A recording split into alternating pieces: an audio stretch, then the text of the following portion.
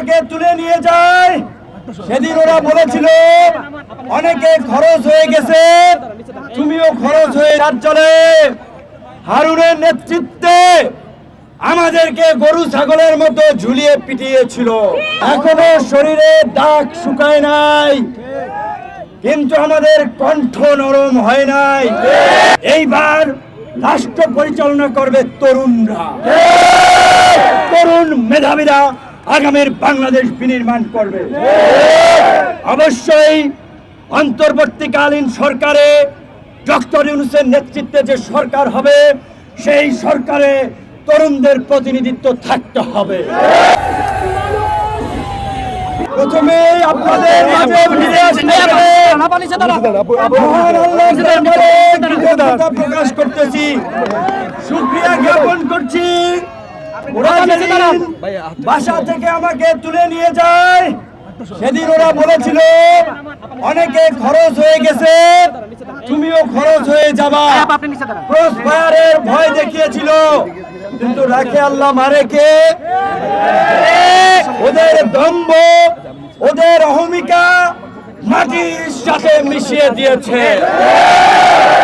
ওই ডিবি কার্যালয়ে হারুনের নেতৃত্বে আমাদেরকে গরু ছাগলের মতো ঝুলিয়ে পিটিয়েছিল।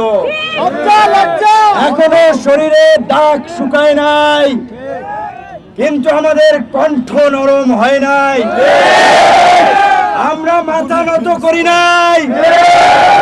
আদালতে যখন তুলেছে, আমরা বলেছিলাম হাসিনার 90% পতন শেষ, আর 10% আছে কবি, শিল্পী, সাহিত্যিক, ছাত্র জনতা ধাক্কা দিলে পড়ে যাবে।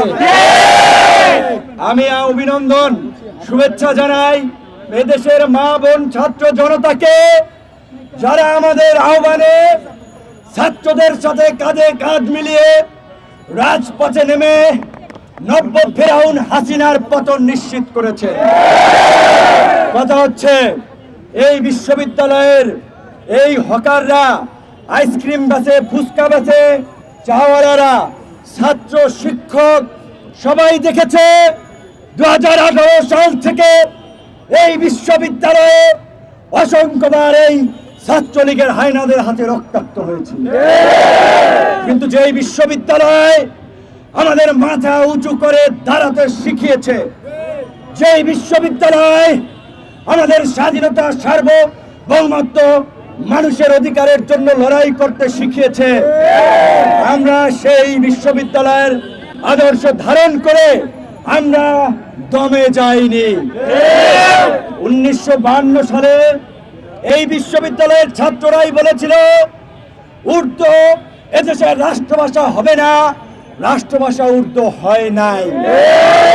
বাংলাকে রাষ্ট্রভাষা করেছে এই বিশ্ববিদ্যালয়ে তথা সারা দেশের ছাত্র সমাজ। 1971 সালে এই বিশ্ববিদ্যালয়ের ছাত্র শিক্ষকরাই গর্জে উঠেছিল স্বাধীনতার জন্য, বাংলাদেশ স্বাধীন হয়েছিল। 1990 সালে এই বিশ্ববিদ্যালয়ের ছাত্র শিক্ষকরাই সর্বদলীয় ছাত্র ঐক্য গঠন করে এরশাদের বিরুদ্ধে আন্দোলন করেছিল, এরশাদের পতন হয়েছিল। আমাদের হাতে গড়া ছোট ভাইরা নাহিদ ডাকসুতে আমার প্যানেলে সংস্কৃতি সম্পাদক পদে নির্বাচন করেছে। আসিফ ছাত্র অধিকার পরিষদের ঢাকা বিশ্ববিদ্যালয়ের সভাপতি ছিল। এই প্রতিবাদী তরুণরা আমাদের সংগ্রামে উজ্জীবিত হয়ে তারা এই জাতিকে বৈষম্য মুক্ত করার জন্য বৈষম্য বিরোধী ছাত্র আন্দোলনের ব্যানারে কোটা সংস্কার থেকে যে রাষ্ট্র সংস্কারের আন্দোলনকে আজকে এই জায়গায় নিয়ে এসেছে, তাদেরকে আমি অভিনন্দন জানাই, শুভেচ্ছা জানাই। আমি বৈষম্য বিরোধী ছাত্র আন্দোলনের আমাদের ছোট ভাই, তরুণ বন্ধু সহ দেশবাসীর উদ্দেশ্যে একটা কথা বলতে চাই। প্রতিটি আন্দোলন সংগ্রামে এদেশের কৃষক, শ্রমিক, ছাত্র জনতা রক্ত দিয়েছে, জীবন দিয়েছে, আর এদেশের নেতৃত্ব দিয়েছে গুন্ডা, মাফিয়া, চাঁদাবাজ, দাঙ্গাবাজ, সন্ত্রাসী, দখলদারেরা। সেই কারণেই আমাদেরকে বারবার রাজপথে আসতে হয়, রক্ত দিতে হয়। কাজেই এইবার রাষ্ট্র পরিচালনা করবে তরুণরা। তরুণ মেধাবীরা আগামীর বাংলাদেশ বিনির্মাণ করবে।